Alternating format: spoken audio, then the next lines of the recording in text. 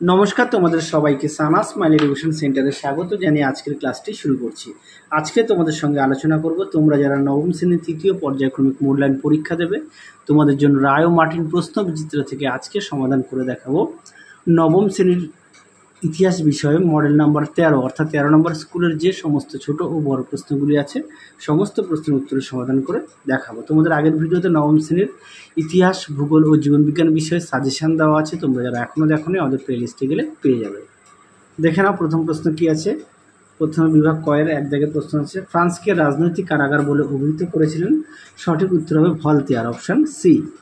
পরবর্তী প্রশ্ন দেখো, লেটার দ্য ক্যাশে হলো, সঠিক উত্তর হবে অপশান বি, গ্রেপ্তারি পরোয়ানা। পরেরটা দেখো, দ্য পার্সিয়ান লেটার্স গ্রন্থটি রচনা করেন মন্তেস্কু, অপশান বি।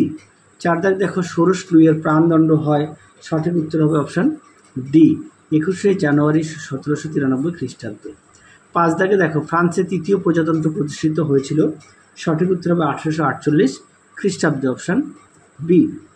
6 দাগ দেখো, হাঙ্গেরির জাতীয়তাবাদী আন্দোলনের নেতৃত্ব ছিলেন, সঠিক উত্তরটি হবে অপশান বি, লুই কোসুদ। পরেরটা দেখো, মুক্তির ঘোষণাপত্র জারি করা হয়, সঠিক উত্তর হবে 1861 খ্রিস্টাব্দে।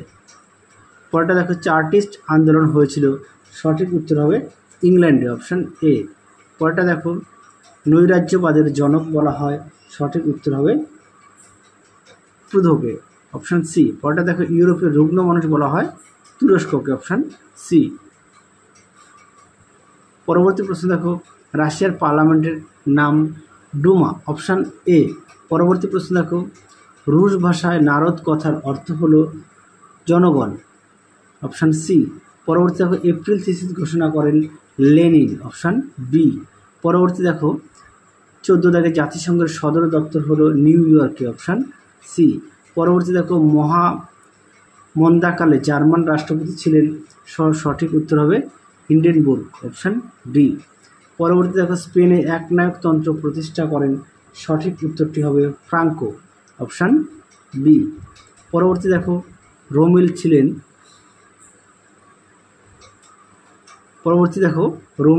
ছিলেন, সঠিক উত্তর হবে জার্মান সেনাপতি, অপশান সি।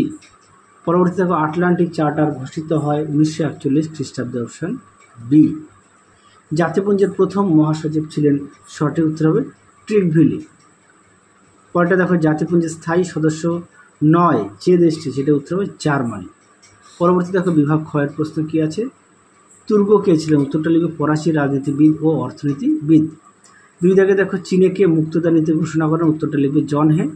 3 দাগে দেখো, মোরাটোরিয়াম কথার অর্থ কী, সঠিক উত্তর হবে স্থগিতাদেশ। 4 দাগ দেখো, আন্তর্জাতিক আদালত কোথায় অবস্থিত, তোমরা উত্তর লিখবে হল্যান্ডের হেগ শহরে। শূন্যস্থান পূরণ দেখো কি আছে, কার্লসবার্গ ডিগ্রি জারি করেন, উত্তরটা হবে মেটারনিক। 2 দাগ দেখো, ড্যাশ মহাদেশকে অন্ধকারাচ্ছন্ন মহাদেশ বলা হয়, উত্তরটা হবে আফ্রিকা। 3 দাগ দেখো, মিউনিক চুক্তি স্বাক্ষরিত হয়েছিল 1938 খ্রিস্টাব্দে। 4 দাগ দেখো, বর্তমানে নিরাপত্তা পরিষদের মোট সদস্য সংখ্যা 15।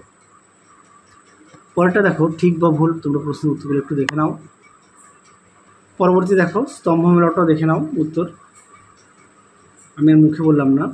আচ্ছা, উপবিভাগে দেখো বিবৃতিগুলো একটু দেখে নাও। হ্যাঁ, 1 দাগের হচ্ছে সি, 2 দাগের হচ্ছে এ, 3 দাগের হচ্ছে সি, 4 দাগের হচ্ছে বি বিবৃতি। পরবর্তী প্রশ্ন দেখো, বিভাগ গ কি আছে, বাস্তিল দুর্গের পতনের গুরুত্ব কী ছিল, দেখো উত্তর, তোমরা এখান থেকে লিখবে গুরুত্ব, দেখে নাও মোট কতগুলো পয়েন্ট দেওয়া আছে। পরবর্তী প্রশ্ন দেখো কি আছে, সেপ্টেম্বর হত্যাকাণ্ড কি, দেখো উত্তর, দেখে নাও সেপ্টেম্বর হত্যাকাণ্ড কি, এখান থেকে এই পর্যন্ত উত্তরটা লিখবে।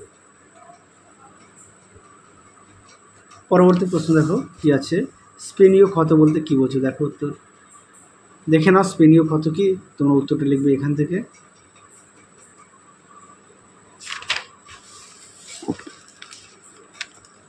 দেখে নাও স্পেনীয় ক্ষত, এই পর্যন্ত লিখবে, এই পর্যন্ত লিখবে স্পেনীয় ক্ষত। পরবর্তী প্রশ্ন দেখো কি আছে, 4 দাগে লিপজিগের যুদ্ধকে জাতিসমূহের যুদ্ধ বলা হয় কেন, দেখো উত্তরটি, দেখে নাও প্রশ্নটি, উত্তরটা তোমরা এখান থেকে এই পর্যন্ত লিখবে, দেখে নাও। তোমাদের আগের ভিডিওতে আমরা নবম শ্রেণীর ইতিহাস, ভূগোল ও জীবনবিজ্ঞান বিষয়ের সাজেশন দেওয়া আছে, তোমরা যারা এখনও দেখোনি আমাদের প্লে লিস্টে গেলে পেয়ে যাবে। 5 দাগে দেখো ভিয়েনা সম্মেলনের প্রধান উদ্দেশ্য কী ছিল, দেখো উত্তর। দেখে নাও ভিয়েনা সম্মেলনের উদ্দেশ্য সুন্দর করে দেওয়া আছে। পরবর্তী প্রশ্ন দেখো, রিসর্জিমেন্টো কি, দেখো উত্তর। দেখে নাও প্রশ্ন উত্তরটি, তোমরা এখান থেকে এই পর্যন্ত লিখবে। দেখে নাও ফ্যাক্টরি প্রথা কি, দেখে নাও ফ্যাক্টরি প্রথা, এখান থেকে এই পর্যন্ত উত্তরটা লিখ। দেখে নাও পরবর্তী প্রশ্ন দেখো, সুয়েজ খালের গুরুত্ব কী ছিল, এটা পেজ নাম্বার দেওয়া আছে, একটু দেখে নিও, কেননা এই প্রশ্নের উত্তরটা অনেক মডেল সেটে দেওয়া আছে এবং দেখিয়েছি উত্তরটা। 9 জায়গায় দেখো সামরিক সাম্যবাদ কী, দেখো উত্তর। দেখে নাও প্রশ্ন উত্তরটি, এখান থেকে এই পর্যন্ত তোমরা লিখবে। পরবর্তী দেখো কি আছে, হুভার মোরাটোরিয়াম কি, দেখো প্রশ্ন উত্তরটি। দেখে নাও এখান থেকে এই পর্যন্ত উত্তরটা লিখবে। পরবর্তী প্রশ্ন দেখো, জার্মানি কেন জাতিসংঘ ত্যাগ করে, দেখে নাও প্রশ্ন উত্তরটি।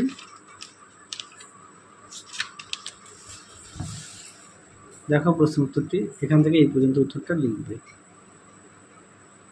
পরবর্তী প্রশ্ন দেখো কি আছে, আশ্চর্যজনক নিষ্কৃতি কি, দেখো প্রশ্ন উত্তরটি। দেখে নাও উত্তরটি, এখান থেকে এই পর্যন্ত লিখবে।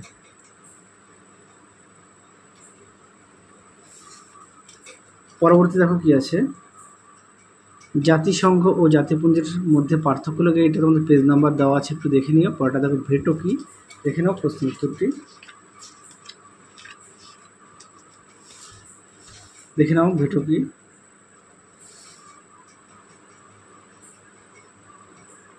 দেখে নাও ভেটো কি, উত্তরটি এখান থেকে এই পর্যন্ত লিখবে। ভেটো শব্দের অর্থ হচ্ছে নিষেধাজ্ঞা, এটাও তোমরা লিখবে সঙ্গে। এই প্রশ্নের উত্তরটি এটা প্রথমে তোমরা লিখবে, হ্যাঁ, যে ভেটো শব্দের অর্থ হচ্ছে নিষেধাজ্ঞা, তারপরে এই লাইনটা লিখবে। পরবর্তী দেখো বিভাগ ঘয়ের প্রশ্নগুলো দেখো। বিভাগ ঘয়ের প্রশ্ন মান হচ্ছে 4 নম্বর। একের প্রশ্ন আছে ফরাসি বিপ্লবে নারীদের ভূমিকা আলোচনা করো, দেখো উত্তরটি। দেখে নাও প্রশ্ন উত্তরটি সুন্দর করে দেওয়া আছে। দেখে নাও উত্তরের বাকি অংশটুকু। এই প্রশ্নটাও তোমাদের সাজেশনে দেওয়া আছে, খুব গুরুত্বপূর্ণ, অনেক মডেল সেটে দেওয়া আছে প্রশ্নটি। তুই যাই দেখো ফরাসি বিপ্লবে জনগণের অংশগ্রহণ সম্পর্কে কি জানো, দেখো প্রশ্ন উত্তরটি। দেখে নাও উত্তরটি, তোমরা এখান থেকে লিখবে।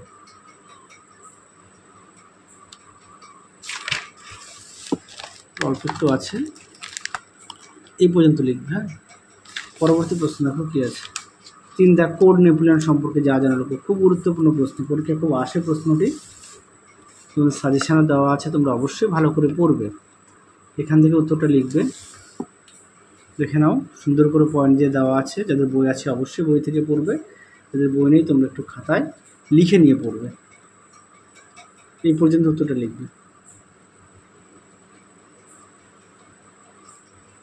পরবর্তী প্রশ্ন দেখো কি আছে, মেটারনিক ব্যবস্থার ব্যর্থতার কারণগুলো লেখো। ব্যর্থতা, দেখে নাও মেটারনিক তন্ত্রের ব্যর্থতার কারণ,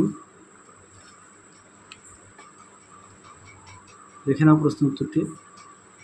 তোমরা এখান থেকে এই পর্যন্ত উত্তরটা লিখবে।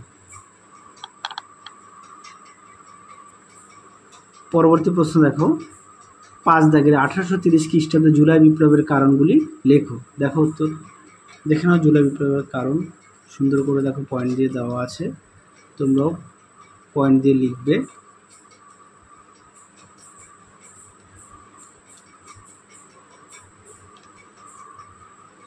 পরবর্তী প্রশ্ন দেখো, ইটালির ঐক্য আন্দোলনে ক্যাবরের ভূমিকা আলোচনা করো। এই প্রশ্নটা গুরুত্বপূর্ণ, তোমাদের সাজেশনে দেওয়া আছে প্রশ্নটি, তোমরা অবশ্যই ভালো করে পড়বে। এই পর্যন্ত লিখবে। পরবর্তী দেখো 7 দাগের ইংল্যান্ড ও মহাদেশীয় শিল্প বিপ্লবের মধ্যে পার্থক্য লেখো। এই প্রশ্নের পেজ নাম্বার দেওয়া আছে, একটু দেখে নিও। আর এই 7 দাগটা আগের ভিডিওতে দেখানো আছে, দেখালাম না। 9 দাগেরটা দেখো, নতুন অর্থনৈতিক নীতি NEF বলতে কী বোঝো? দেখো উত্তরটি, দেখে নাও প্রশ্ন উত্তরটি। আচ্ছা, NEF এর ফুল ফর্ম হচ্ছে নিউ ইকোনমিক পলিসি। এটা কিন্তু মাথায় রাখবে, হ্যাঁ। এখান থেকে দেখে নাও, সুন্দর করে পয়েন্ট দিয়ে দেওয়া আছে, এই পর্যন্ত লিখবে। পরবর্তী প্রশ্ন দেখো 10 দাগের, ইটালিতে মুসোলিনির নেতৃত্বে কীভাবে ফ্যাসিবাদের উদ্ভব হয়? দেখো প্রশ্ন উত্তরটি, দেখে নাও উদ্ভবের কারণ। তোমাদের আগের ভিডিওতে আমরা নবম শ্রেণীর ইতিহাস, ভূগোল ও জীবন বিজ্ঞান বিষয়ের সাজেশান দেওয়া আছে। তোমরা যারা এখনও দেখোনি আমাদের প্লে লিস্টে গেলে পেয়ে যাবে।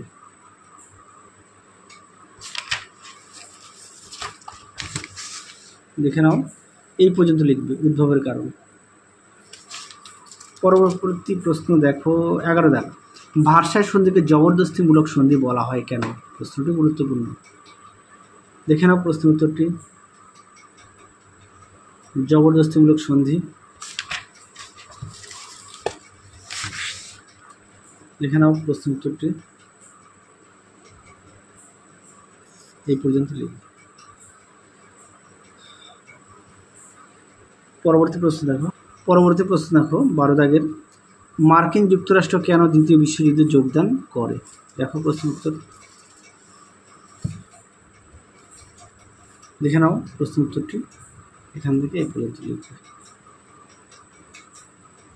পরবর্তী প্রশ্ন দেখো বিভাগ উময়ের প্রশ্ন কি আছে? ফরাসি সংবিধান সভায় কার্যাবলীর সম্পর্কে আলোচনা করো। দেখো উত্তরটি, দেখে নাও প্রশ্ন উত্তরটি, সুন্দর করে দেওয়া আছে পয়েন্ট দিয়ে। তোমরা পয়েন্ট দিয়ে পড়ে পড়ে লিখবে। যাদের বই আছে অবশ্যই বই থেকে পড়বে, যাদের বই নেই তোমরা একটু খাতায় লিখে নিয়ে পড়বে।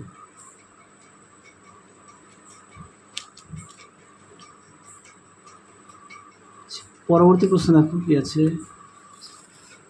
2 দাগ, সমাজ, রাজনীতি ও অর্থনীতিতে শিল্প বিপ্লবের প্রভাব আলোচনা করো। দেখে নাও, শিল্প বিপ্লবের রাজনৈতিক প্রভাব কী ছিল?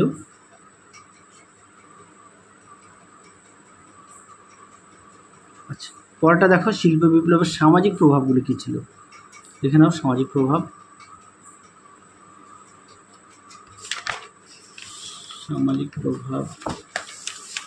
আছে, দেখে নাও সামাজিক প্রভাবের বাকি অংশটুকু।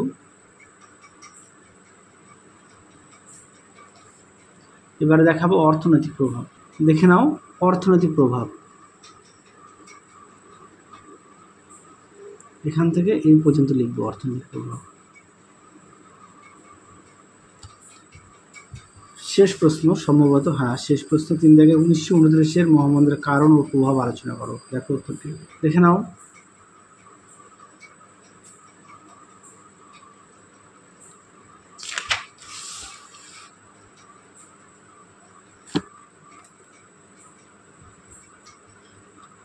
তাহলে চলো আজকের মতো এখানে সমাপ্ত করছি। আবার দেখা হবে খুব শীঘ্রই তোমাদের পরবর্তী ভিডিওতে। তোমরা সবাই সুস্থ থেকো, ভালো থেকো। আজকের মতো টাটা।